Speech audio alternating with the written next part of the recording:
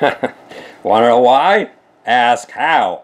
Howard, the humongous. Let's see if we can make this machine operate here. You've heard of cutters. People who cut themselves or press lit cigarettes into their flesh. That's what we Westerners are doing with the cult of the politically correct.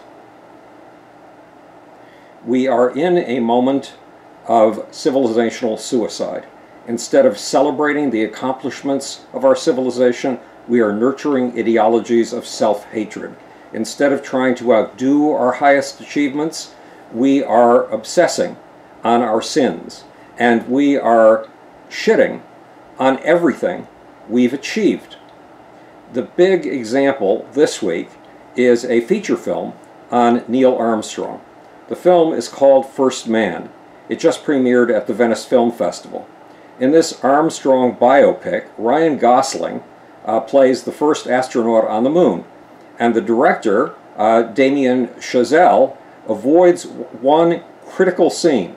He sidesteps an iconic achievement that has sealed itself in our vision of ourselves as Americans for nearly 50 years. Chazelle refuses to include Neil Armstrong's planting the American flag on the moon. Why? According to Ryan Gosling, Armstrong's achievements, quote, transcend countries and borders, close quote. And according to Time magazine, Gosling believes that, quote, Armstrong did not view himself as an American hero. Armstrong's achievement, Chazelle seems to feel, is a global possession. And in many ways it is. But the people who paid for it were Americans. And the people who made it happen were Americans. But that's just the beginning of the self-loathing set off by First Man. There's a phony email, a piece of fake news, that reports this, that Vox says that claiming the moon landing as an exclusively American achievement hurts minorities. Slate, according to this phony email, says that we didn't go to the moon. Neil Armstrong's white privilege did. The phony email also claims that Salon says that the moon landing is violence, and it claims that Jezebel decries the total masculinization of the moon landing, and of all these phony quotes, they are made up the way it is that Russia has been making up fake news to exacerbate American hatreds.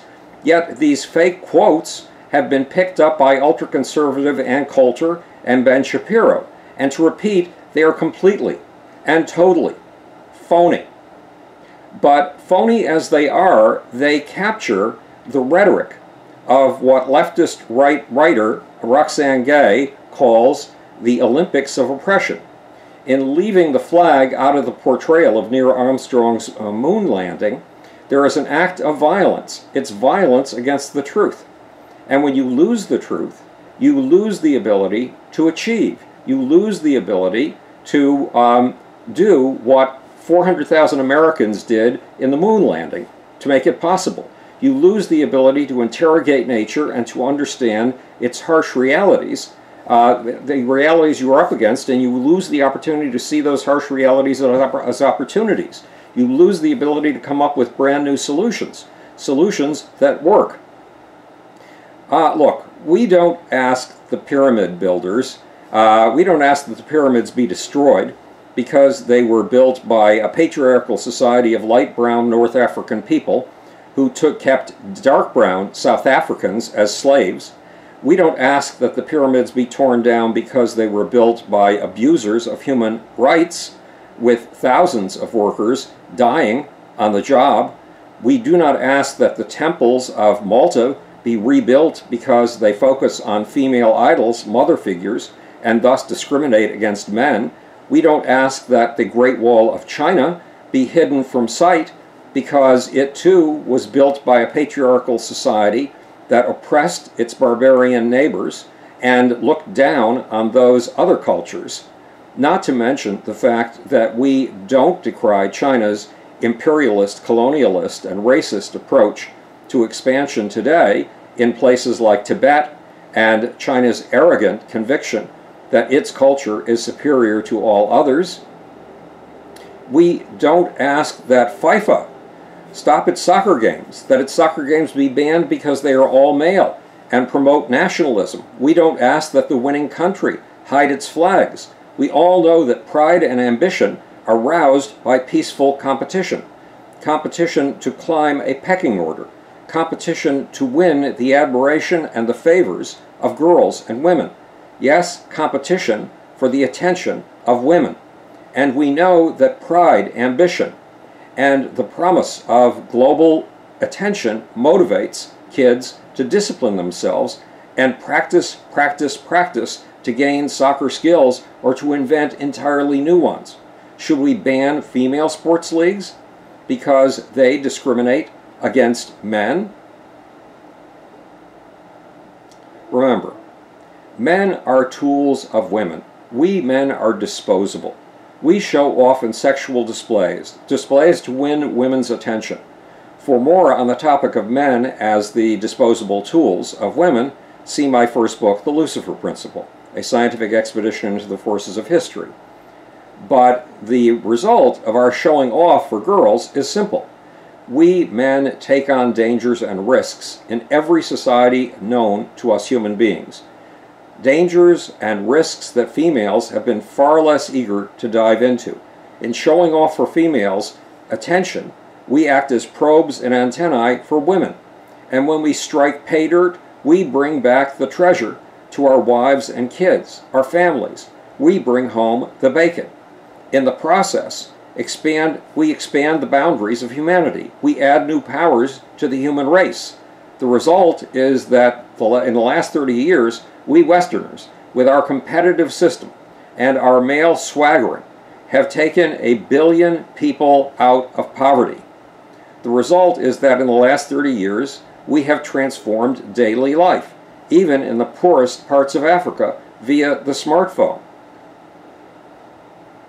And in America, we do this with men, women, Indian Americans, Chinese Americans, Japanese Americans, Italian Americans, Jewish Americans, and African Americans.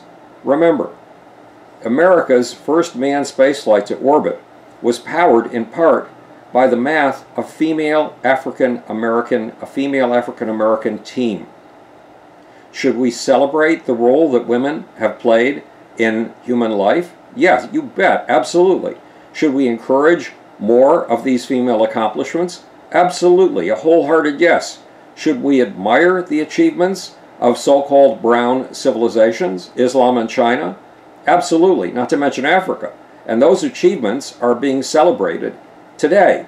We talk constantly of the Islamic contributions to math, for example, and we give credit for the invention of the zero and of the algebra to the Muslims, despite the fact that it was the Indians who came up with most of Islam's supposed contributions to math, despite the fact that Islam planted its mosques on the sites of indigenous temples in a gesture far more obscene than planting a flag on the moon, despite the fact that Islam frequently did everything in its power to exterminate indigenous cultures, despite the fact that Islamic society is deeply patriarchal and oppressive of women, despite the fact that Islam took that repression and sometimes abusive attitude toward women to an empire 11 times the size of the conquests of Alexander the Great, 5 times the size of the Roman Empire, and 7 times the size of the United States.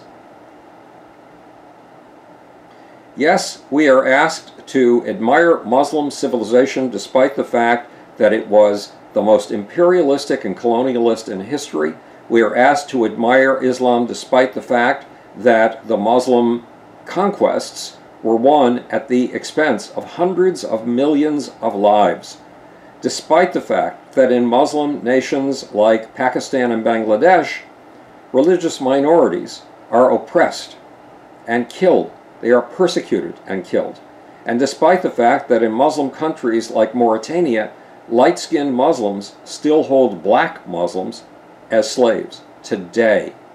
We are asked to admire Islam's golden age, despite the fact that it was brief and that it was privileged, basically it was put together by privileged white male Midwesterners, Middle Easterners. And we forget the fact that it was privileged white males who took the zero and the algebraic equation and turned it into something useful with which he could change the world. Should we allow nations their pride? Should we allow the competitive position in a pecking order, especially when the competition is peaceful? Should we encourage achievement no matter what sex those achievements come from? Should we encourage peaceful competition in the pecking order of nations? Yes. Peaceful competition, like the competition in soccer and science. Should we reward risk-taking and boundary breaking, no matter what the color or sex of the new paradigm maker? Should we laud flag-waving when the race between nations fuels astonishments? Absolutely. Absolutely. The competition and flag-waving that produces abundance, boundary breaking, has given us some of humanity's greatest accomplishments, including the landing on the moon. This is Howard the Humongous, speaking to you from the future. It's your job and my job to make. Or, want to know why? Ask how. And now for that, incredibly difficult, getting more difficult all the time, to find little off button.